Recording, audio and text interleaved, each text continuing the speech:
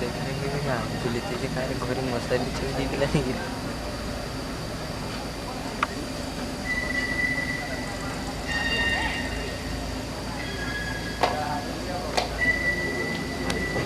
याला इनी ওই আমাদের কাই পাই আগে হ্যাঁ ব্যাপারটা সত্যি কি কাজ করছো রাত্রি মানে মিনিট খানেক আগে যাই করি আমি সেটা বক্স চলেনি সেটা ঠিক করছি দুই জায়গা এখন তো ঈশ্বর বিপুল চক্রবর্তী ঈশ্বর গোপীনাথ চক্রবর্তীর প্রথম সন্তান সজ্ঞানে এগুলো ত্যাগ করেছে। আচ্ছা আজ কত তারিখ বলুন তো? 10 তারিখ ক্যালেন্ডারটা একবার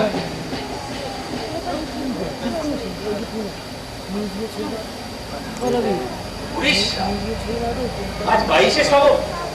এই কবিগুরুর মৃত্যুদিন আর আমার মৃত্যুদিন এক। এই ভাবতেই না আমার কিরকম একটা শিহরণ হচ্ছে জানেন। যতই হোক কত বড় লোকের সঙ্গে একসঙ্গে মরা, একসঙ্গে মানে একই দিনে মরা কি চারটিখানি কথা বলি। আসলে আমি দেখেছি যে ছোটবেলা থেকে রবি ঠাকুরের সঙ্গে আমার কিরকম একটা মনের মিল রয়েছে। সেই কবে ক্লাস 5-এ পড়তে রবি ঠাকুরের কবিতা ছেড়ে স্কুল ম্যাগাজিনে দিয়ে দিচ্ছি। আর আমাদের দিকের ম্যাগাজিনের সম্পাদক সেটা ছেপে তারপর সে কি কাণ্ড নীলদাও উর্বশ একেবারে চিড়ের 22 পের আর কি। আপনারা খুব রাগ করছেন না? আমি বেশি কথা বলে দিচ্ছি না? আসলে আমার সারা জীবন ধরে তো অনেক অনেক অনেক কথা বলার ছিল, সেগুলো তো বলা হয়ে ওঠে মানে ভয়ের চোটে বলতে পারিনি আর কি। আঁখা রাস্তায় শুধু আপনি আর আপনার ছায়া, ছোট হয় বড় হয় কিন্তু কিছুতেই ছেড়ে যায় না। একটা ছায়া মিলতে না মিলতে আরেকটা ছায়া এসে একেবারে আস্তে পিষ্টে চাপতে ধরে।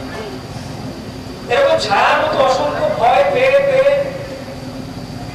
আসলে আমি খুব ভীতু ছিলাম জানেন। আর কোন কথা থেকে তো কি হয়ে যায় বলা যায় না। ধরুন বউকে একটা কিছু বলতে তো অশান্তি বেঁধে গেল, ক্রমশেষ হতে পারে। পাড়ায় মাস্টারদের বিরুদ্ধে কিছু বলতে যাবো তো মেয়ে তুলে নিয়ে যাওয়ার পর পেটও পড়ার পর অফিসে বড় সাহেবের মুখের উপরে কিছু বলবো তো চাকরি কাজ করে। এই 5 রকম ভয় পেয়ে পেয়ে আমার কথা বলা হয়ে উঠে যায়।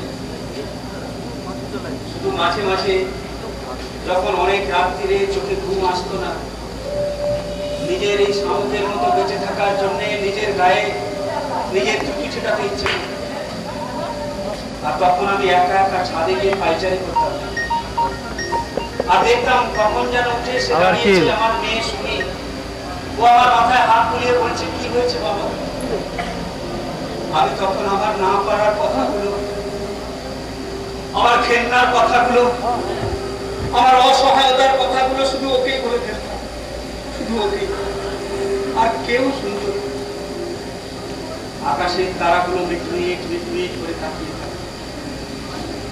এই করতে করতে মরে গেলাম। ওই যে তখন বললাম না একটা মরবার ভয় সবসময় এই কণ্ঠাটার কাছে না, এই বোধহয় মরে গেলাম, এই বোধহয় মরে গেলাম। আর এখন মরবার পরে কি মনে হচ্ছে জানেন দাদা? আরে মরে যে শান্তি তা আগে কখনো বুঝিনি। এখন কিরকম নিজেকে একটা মুক্ত পুরুষ মনে হচ্ছে, অনেকটা ওই ঋষি অরবিন্দ ভাব আসছে। কেমন ফুরফুরে লাগছে না, হালকা ফুরফুরে। ও আপনারা এখনো মরেননি না? নিশ্চয়ই ভাববেন না মরে যাবে, টপ করে মরে যাবে। মরাটা কি বলতো? মরাটা হচ্ছে ওই কিছুটা গঙ্গায় ডুব দেওয়া। ওই দেওয়ার আগে নাক টেপো কান টেপো 1000 টান নিলে একবার খুশ করে নিলে না কিছু হয়নি বলো না, বলো জানেন। ওই ভোর রাতের দিকে ওই বাঁ দিকে বুকটা চেপে একটু বেদনা মতো হলো। তার পাশে আমার বউ শুয়েছিল, বললাম হ্যাঁ গো একটু জল খাওয়াবে? তো কিছুই না, 2 হাত দূরে রয়েছে জল, দিলেই পারত। অন্তত শেষ সময় স্বামীর মুখে জল দিয়ে একটু পুনর্জন করতে পারত। চান্স দিয়েছিলাম, নিতে পারলো। মেয়ে ছেলের বুদ্ধি তো, জগৎজননী একটা বোয়াল মাছের মতো হাই তুলে বললে 7 সকালে তো ঝলঝল করে উঠছো কেন? একটু পরেই তো চা গিলবে। আমিও দেখলাম পড়ার সময় বেশি ঘাঁটিয়ে লাভ, তাই কোনো হাত ডাক না করে ঘুমন্ত বউয়ের পাশে আমি নিশ্চিন্তে মারি। ও কিছু সিগন্যাল, আমার বউ সুহাসিনী এবার আসলে আমাদের বাড়ি 3টের সময়, ওই ভোর 5:30টার সময় অন্ধকার থাকে। আমার মেয়ে সুমি উঠে পড়তে বসে, আর যখন 6:30টার সময় রেডিওতে গান হয়, মতি ছাপ ইউরিয়া সারে আমার বউ তখন বিছানা ছাড়। 7:30 নাগাদ আমি 8:37 লোকালটা ঘুরিয়ে আস্তে আস্তে লোকের সঙ্গে কথা বলছি না, এত কোনো সিচুয়েশন গেল। আরে বলছি লোকের সঙ্গে কথা বলছি, করে যা আওয়াজ খানা দেখেছেন? ভাবছেন ফরেন মেয়ে? আগে না, একেবারে খাঁটি বঙ্গদেশী মা। এই নিয়েই তো কাটিয়ে দিলাম 18 বছর, 18 ইয়ার্স এই হাঁচি সহ্য করে কাটিয়ে। আর তো গান্ধীজি সহ্য করতে, তাও শীতকালে একটা মিনিমাম 70 খানা। আবার মেল ফিমেল পেয়ার করা হয়েছে, একটা হ্যাঁচোর পেছনে একটা মাদি গোছের পিচি। আর তো 5000 দিন সহ্য করতে। এর থেকে বুড়িওয়ালা ব্যক্তিরা না লেফট রাইট করা অনেক সোজা ছিল।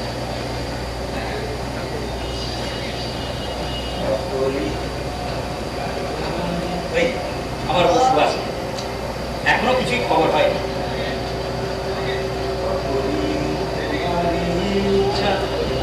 ইচ্ছা হই তারা তুমি কি হলো?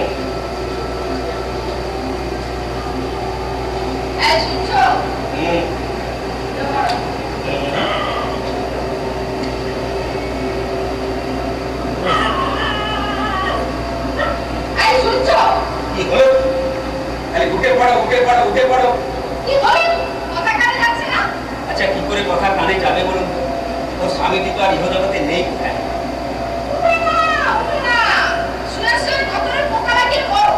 এই আমার শ্বশুর মশাই বিখ্যাত কাজ, নাহলে এই মেয়ের নাম কখনো সুভাষিনী হবে? এটা মুখের ভাষা। কি নকশা করলাম? সকালে উঠে একটু শরীর চর্চা না করলে এই যৌবন ধরে রাখা যায়। ঠিক আছে, আরে বাংলায় তো ওইটাই করেছে। সকালে একটু দল বৈঠক দেবে, তারপরে আজকাল ওই কি হয়েছে রামদেব করবে, ছোলা বাদাম ভেজা খাবে, হবেই না যৌবন। আমার কোনকালে যৌবন ছিল? ওই বিয়ের পিড়ি থেকেই তো দেখে আসছে আমার ঢোক না করা পুরো। এই দেখো, যৌবন দেখলো না বলে দিচ্ছি। এই যাও না, ওই রোজ ওই গ্রামে বাসে করে 100 কিলোমিটার পর ওই গায়ের চামড়া বন্ধ দিয়ে আপিস করো না, দেখো যৌবন দুদিনে টসকে যাবে। গাড়ি গিয়ে 12 ঘন্টা ঘুমলে যৌবন আমারও থাকতো।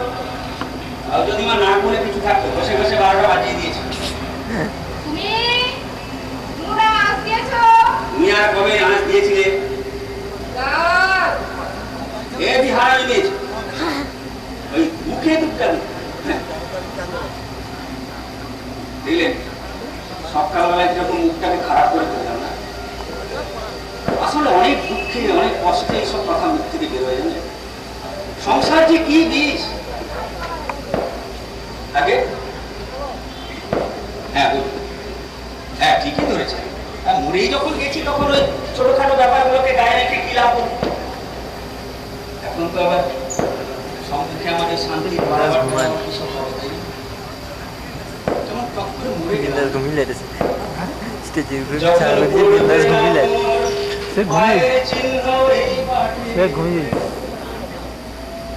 এই জীবনটা কি জানেন তো? এই জীবনটা হচ্ছে একটা জ্বলন্ত মোমবাতি, একটু হাওয়া লাগলে না ভাবতে যেরকম অবাক লাগে না। এই দেখুন গতকাল রাতেও 5খানা রুটি আলু চচ্চড়ি খেয়ে মুখে ভাস্কর লবণ দিয়ে শুলাম। আর সকালবেলায় আমি নেই, আমি কোথাও নেই। এই এত বড় পৃথিবীটাতে আমি বিপুল এই জীবনটা কি বলতো? এই জীবনটা হচ্ছে না এই জগার দোকানের কেরোসিন। আসার সময় বললো আছে, 3 নিয়ে গেল বলে নেই। সুমি, তোর বাপকে ডাক, বল চা হয়ে গিয়েছে। তোমার জন্য আমার খুব কষ্ট হয়নি। আচ্ছা, বেঁচে থাকতে একবারও নিজের চেহারার দিকে তাকিয়ে দেখলে না? সারাটা জীবন শুধু অন্যের জন্য খেটে গেল। আচ্ছা বলুন তো, এটা কি কোনো ভদ্রলোকের হচ্ছে চেহারা? যেন সরকারি আবাসন প্রকল্পের নিম্নয়ের ব্যাগ দাঁত বার করে পড়ে রয়েছে। সুমি, তোর বাপকে ডাক, বল চা হয়ে গিয়েছে। মেয়ে ছেলেটার না সত্যি কোনো সিচুয়েশন জ্ঞান। মনে যায় মেয়েটা পড়ছে, একটু পড়তে দাও না। না চা হয়ে গিয়েছে, গুষ্টির পিন্ডি হয়ে গিয়েছে। আর সে চায়ের যা ছিঁড়ি যেন ডিমের পাঁচর, ও ঘোড়া মুখে দিল করে নো বল। ওই চাই তো মেরে গেলাম। 18 বছর, 18 ইয়ার্স ওই চা হঠাৎ করে বেড়ে গেল। আর তো দিদা ওই চায় চুমু দিতে এই দেখো, আমি তো সারা ভুলে গিয়েছি, আমি তো মরে গিয়েছি, আমার তো খেলা শেষ হয়ে গিয়েছে। আজ তবে ভয় কাকে আর, হ্যাঁ? আজ তো একটা হেস্ত নেস্ত করে তবে তো ছাড়বো একেবারে। কি হলো কি? চা থাকবে না ফেলে দেবো? ফেলে দাও, ফেলে দাও। ওই ছোড়া পেচ্ছা বিপুলানন্দ খাবে না? অনেকদিন পরে না মুখের উপরে একবার প্রবেশ করে দিচ্ছি। বাবা, হ্যাঁ, ও বাবা, কিরে শুয়ে পড়ো, চা হয়ে গেছে। শুনি তোর বাপ আর কোনোদিন উঠবে না রে। কি বলো? এখনো উঠলে না? অফিস যাওয়ার সময় যদি ছুটোছুটি করো, দেখো কি করে। তোরে পাগলি মেয়ে, বুঝতে পারছিস না তোর বাবা মরেছে। কি বলো? এখনো উঠলে না? আচ্ছা, বাবা। রোজ রোজ মায়ের তাই গালাগালি কি না হইলি? করে তোমার ঘুম ভাঙে না বুঝি? ও, ঠিক বুঝেছি। কি রে? কালকে যে নেল পলিশটা আনতে বলেছিলাম, ঠিক বলে গেছো তো? না রে, মানে এনেছি এনেছি, ওই তো আমার অফিসের ব্যাগের মধ্যে রয়েছে, তুই নিয়ে নিস। মানে আরে তোর কথা ভুললে তো কোনো চলে বল। সুমি, চা কিন্তু আমি সত্যি সত্যি খেয়ে দিলাম। বাবা, মা কিন্তু ভীষণ রেগে গেছে। উঠে পড়ো না। উঠবে না? উঠবে না তো? তাহলে কিন্তু সেই জিনিসটা হবে বাবা। এই না, ওরকম করিস না শুধু। বাবা ভালো লাগে না শুধু ওরকম করিস না। বাবা ওরকম করিস না শুধু। বাবা বাবা ও বাবা বাবা গো মা ও মা বাবু কি হলো কি সকালবেলা আমার ম্যাম করে উঠছে কেন কি হয়েছে কি বাবা উঠছে না মা বাবা উঠছে না মা আর উঠবে না এই আপনি যাবে না বলে দিলেই হতো আমি ভাতটা চাপাতাম না বাবার গানে কেমন ঠান্ডা হয়ে গেছে মা ঠান্ডা হয়ে গেছে আর হবে না আমি সেই সকাল থেকে উঠে আর ডাল চচ্চড়ি একবার লাইটার বেটা খাচ্ছি আর উনি একবার চিঠি শুন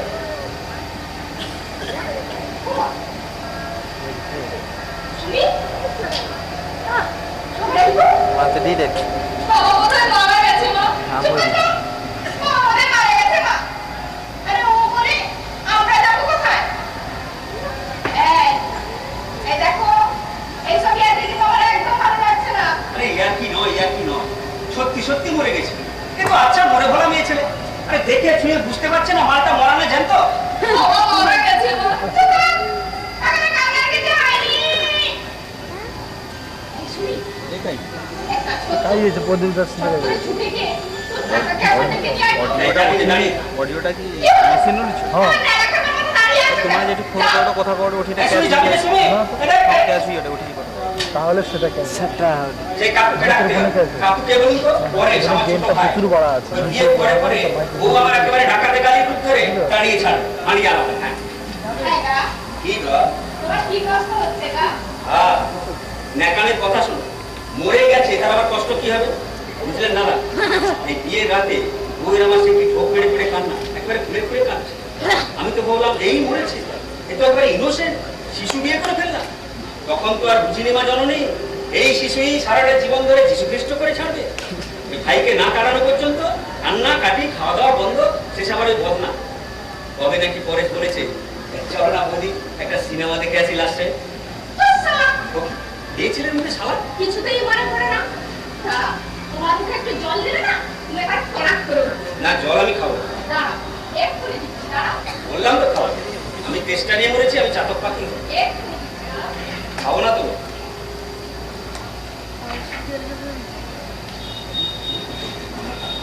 এই নাও আর করো না। বেঁচে থাকতে জল চাইলাম পাঁচ ফিরে শুরু, এখন মরা মানুষকে জল গেলাচ্ছে। আর করো না দেখে পিত্তি চলে যায় না বলুন? কি হলো আর করো না। আয় পরে স্যার, এই মারা গেলাম ভাই। এই মারা গেলাম ভাই কেঁদেছে, এতক্ষণে কেঁদেছে। বোঝো শালা, সারাটা জীবন আমাকে কি কষ্ট দিয়েছো। অপমানে হতে হবে তাদের সবার সমান। ও ঠাকুরপো, তুমি ছাড়া তো আমাদের আর কেউ নেই, ঠাকুরপো। ইস শালা, বিষয় জ্ঞান দেখেছে? এরপরে ওই পরেশের ঘাড়ে পাকাপাকি ভাবে ওঠার বন্দোবস্ত এখন থেকে করছে। বলছে তুমি ছাড়া কেউ নেই। সত্যি তো।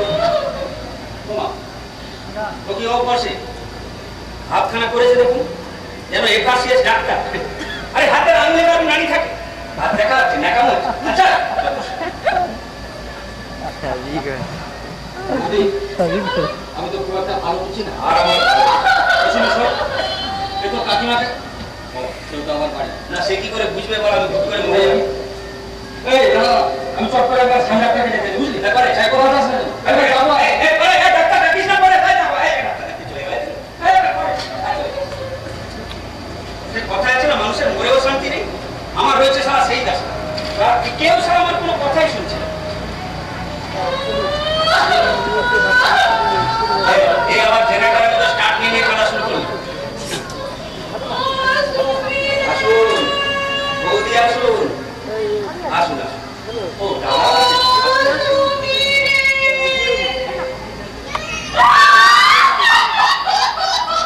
দিকান্দারি কিন্তু পুরো অরিজিনাল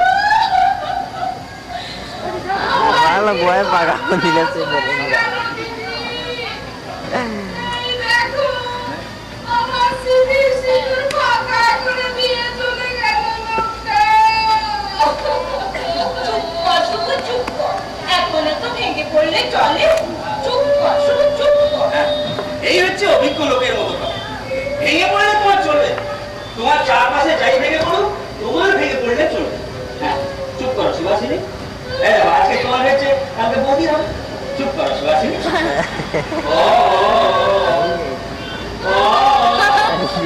যদি দাঁড়া মা দেখি যাও এটি চুপ করার মেয়ে ছেলে, একে আমি চিনি না।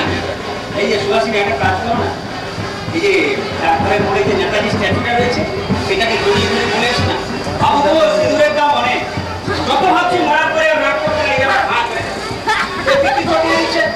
আচ্ছা বলুন তো, একটা লোক মরে গেল, তার জন্য কোনো চিন্তা নেই, কোনো কষ্ট নেই, স্মৃতিতে সিঁদুর করতে পারবে না বলে স্মৃতির অ্যাডভার্টাইজ করে বেড়াচ্ছে।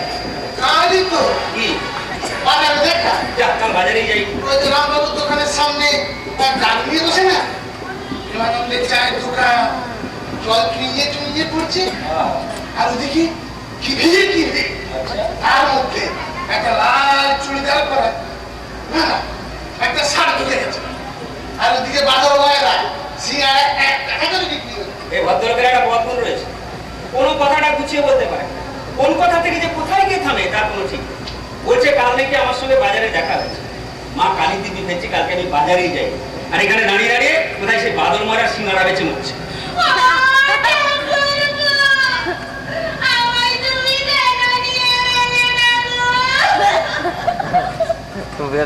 তো কেলি কি কর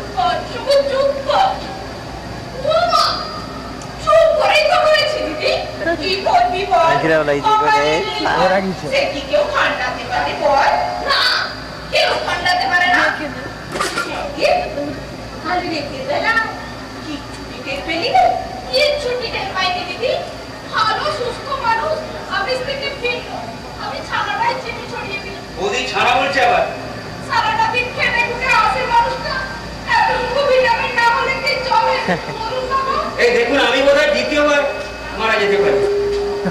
মায়েরই বলছি গত 1 বছর ধরে একটু ওই কলাইয়ের ডাল আর ওই পোস্তুর চচ্চড়ি চেয়ে পাইনি, আর আমার বউ বলছে ঘরে নাকি ছানা পেতে আমাকে কি ভিটামিন খাওয়া। এই শুনছি শুনি লোকের সামনে তোর মা কিরকম ঢং মারছে। একবার এদিকে আসুন না। আরে না না, সেদিকে নয়, এখানেই থাকবো। একটু থামো তো। এদিকে এদিকে। হ্যাঁ। হ্যাঁ, তাই কি লাগা? কি হলো? আমাকে বললো কি বললো? আমার মাথা বলতে কেমন করছে। তুমি কি করলে? আমি বললাম তুমি ঘুমো, আমি তোমার কথাই চিনি কেটে দিচ্ছি। এই আমার তো আর সহ্য হচ্ছে না, এবার তো একটা কাণ্ড ঘটিয়ে বসবো মনে হচ্ছে। মায়েরই বলছি দাদা মরে যাবো বলে কিনা জানি না, অনেক অনেক অনেক অনেক দিন বাদ কাল রাতে বউকে একটু আদর করতে ইচ্ছা করছে, একটু কাজ করতে গেছি, যা মুখছামটা মারলো না, মানে সারা জীবনের মতো এই মেয়ে ছেলের চেহারার প্রতি আমার একবারে বিতৃষ্ণা এসে গেছে। আর এখন বলছে এই সারা রাত ধরে নাকি আমার এই মাথায় এই কিলিবিলি কেটেছে। আচ্ছা বলুন তো, লোকে মরে গেলে অন্য লোকেরা বানিয়ে বানিয়ে মিথ্যে কথা বলে কেন, কেন বলে? হ্যাঁ সেই মানুষটা সকালবেলায় উঠলো না বাবা। শোনো না, শোনো মা, তোমার এখন অনেক দায়িত্ব মা। হ্যাঁ, অনেক দায়িত্ব না। আর বাবাটা কারো চিরকাল বেঁচে থাকে না? না, বেঁচে থাকে না। তার ওই বাবার পায়ে একটু জল মাখিয়ে, না না, একটু আলতা মাখিয়ে একটা সাদা কাগজে ছাপ দিল না। হ্যাঁ, একটা ছাপ দিবেন। ওসবে আর কোনো দরকার হবে না মেসোমশাই। ওমা, কেন? দিলেই তো হতো একখানা ছাপ। আমি পারবো না। তোমাদের দরকার হয়, তোমরা নাও। শুনলে দিদি, শুনলে? মেয়ের মুখের বাক্যে শুনলে? এরপর আমার কপালে কি আছে বুঝতে পারছো? হ্যাঁ গা, এই বয়সে আমার তুমি ভাসিয়ে দিয়ে গেলে গা।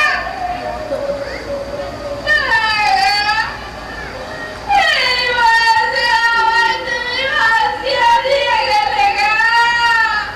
সত্যি তো, এই ভরা বয়সে আবার আই বুড়ো হওয়া কি জাতিকালি কথাই বলে?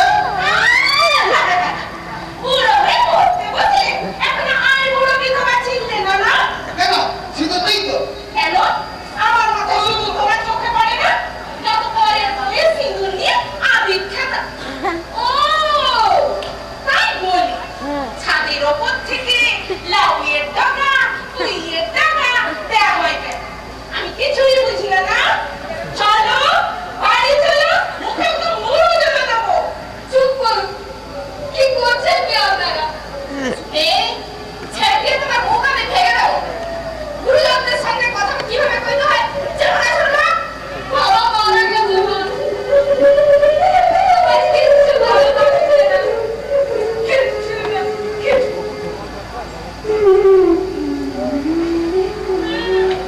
চলি না শুধু এক পাড়ায় থাকি, তাই প্রতিবেশী হিসাবে এসেছিলাম। ও দিদি, মেয়ের কথা কিছু মনে করো না দিদি।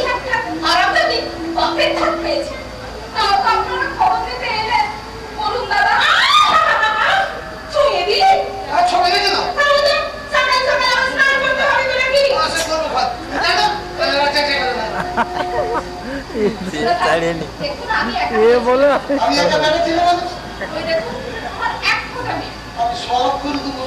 আমি আপনাকে ছাড়া এক পাও চলতে আমি পারবো না। সব করে দেবো। হ্যাঁ। লোকজন দেখে নিয়ে আসি। হ্যাঁ, হ্যাঁ। ওইটাই নিয়ে আসি। হ্যাঁ। একদম চিন্তা করো না। সব কিছু নিয়ে আসবেন। বাকি তো একা। বারে বারে আসবেন। বারবারে আসে। বারে বারে আর কেউ একটা খবর নিয়ে এলো। কি করে নেবে? যা পাবলিক রিলেশন করে রেখেছো, কার বুকে